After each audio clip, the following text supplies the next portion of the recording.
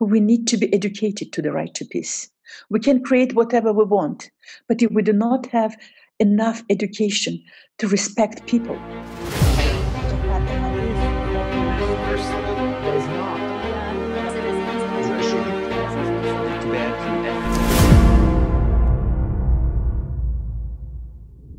Hello, everyone.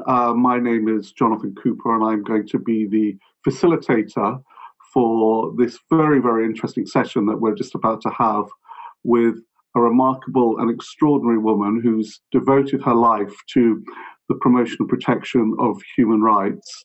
And we will be discussing in detail today the right to peace. And I'm very grateful to Forum 2000 for giving us this opportunity to have this discussion. And I'm here with Gulnara Shahinian, who is an Armenian human rights expert. She's a remarkable human rights defender. Her CV is just extraordinary to read. But she's principally known, and for many of you, you already know her, for her work around human trafficking and contemporary forms of slavery.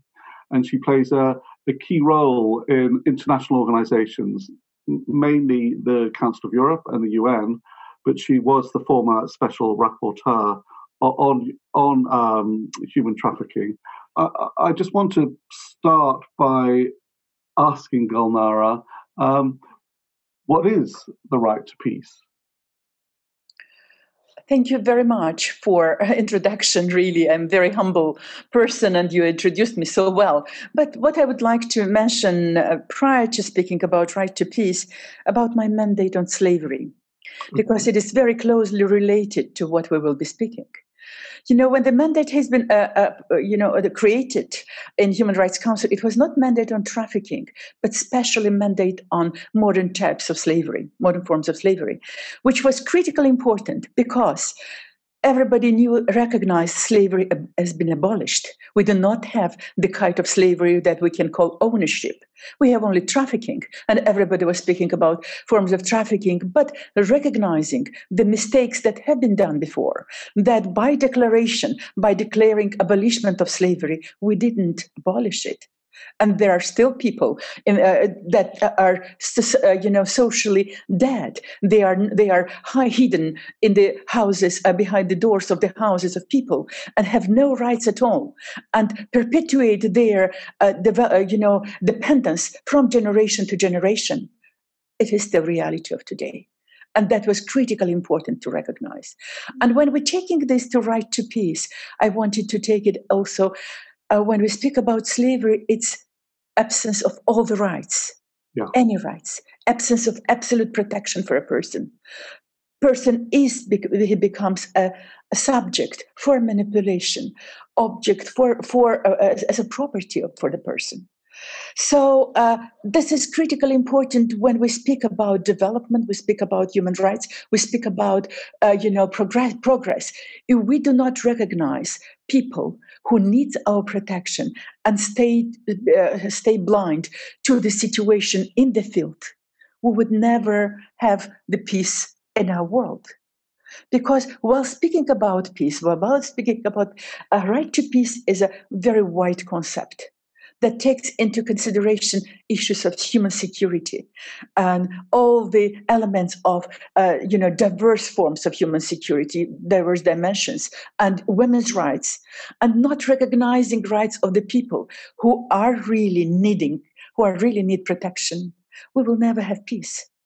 No, it's very important to make that direct link that obviously you're able to do so effectively with modern forms of slavery and the right to peace, or what, if you don't have peace, what you have, which is the denial of human rights. And so, and obviously armed conflict and war annihilate human rights, and modern forms of slavery, as you so beautifully put, also deny all human rights. And so there's a lot of links there. Can we just go back a bit, if we could, Gulnara, and discuss, where the right to peace comes from and where we are with the right to peace in the 21st century world? Unfortunately, I would say that the declaration that has been promoted and has been very much protected by civil society. And I remember I was one of them and promoting this declaration, which is critically important in our words, to speak about prevention of peace in the world where we see a decline of peace. Right. The index of peace is going decline. We see a rise of militarization. And it goes high and high.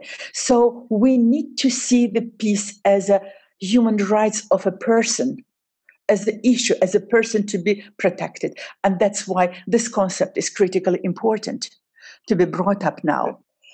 What my understanding was that providing people where we have, people protected with rights, there are more or less conflicts.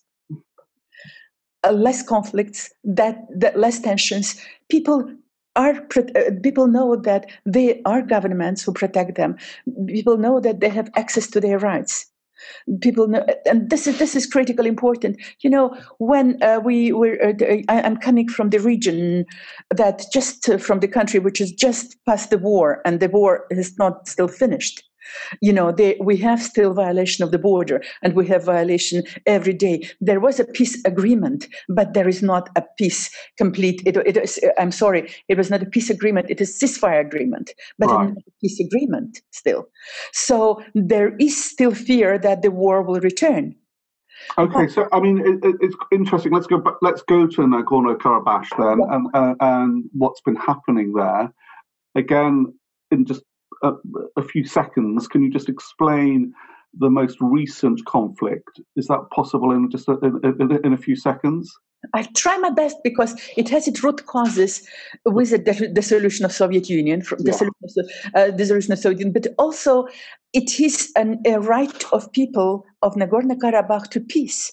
Right. Indigenous people to peace, because these people were under double pressure from Soviet system and from the country, which has a different culture, different religious background, which was applying very destructive measures to these people, violating their rights to identity.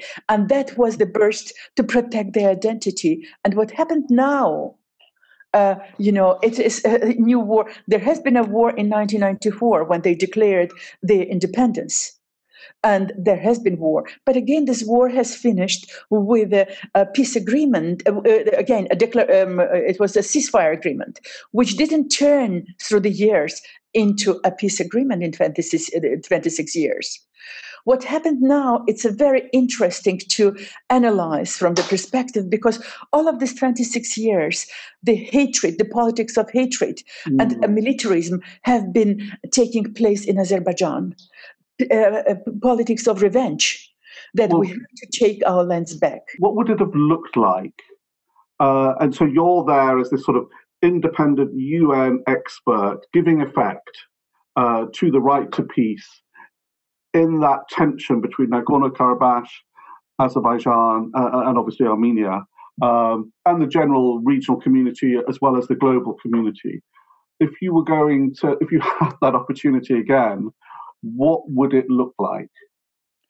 I think all of the people who are living in the Soviet Union, they have received very heavy Stalinist inheritance, which was based on on creating a sore spot for the countries, never break up from each other, and animosity. Look, in the Caucasus, we have already so many conflicts. South Ossetia and Abkhazia with Georgia. We have Armenia, Azerbaijan. We have North Caucasus, Dagestan, that can spill over, becoming a big conflict. We have highly militarized. So the inheritance which was there, and why I started with the slavery again, that the mistakes of the past, the things which have not been addressed in time, to make people. To bring justice to people and understanding and protect people are coming back. Right. What had happened during Stalin time? These mistakes, it was not mistakes. These were especially done issues in order to keep all of these countries under control. They are coming back. I think there should be more discussion and more interest of people should be taken into consideration and their rights. There should be a longer protection process rather than bringing peace soldiers, an army. We usually, not only in Nagorno-Karabakh, we do not take into consideration people who are going to live there. their interests, their wishes, and so beautifully how they want to live, what kind of peace they want. What is peace for these people? Right. We never consider it about people's needs. Both in Azerbaijan and Armenia, we should sit and discuss these issues rather than, and do a lot of preventions and negotiations rather than, bringing troops into army, rather than creating animosity, rather than bringing third parties. If I could ask just another question, and where do you see the right to peace linking with the right to self-determination? First of all, this is inherent right of a person, right to peace. It's a right of individual to be protected. Right to the self-determination, it's a right of the, people inhabiting that area to the self-determination. But right to peace is an inherent right to dignity, to protection, to be not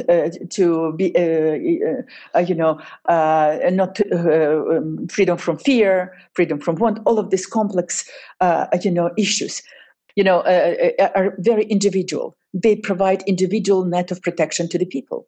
So right to peace is inherited in individual rights, in the protection of individual, while right to self-determination is the right of, a common right of people inhabiting that territory. Right.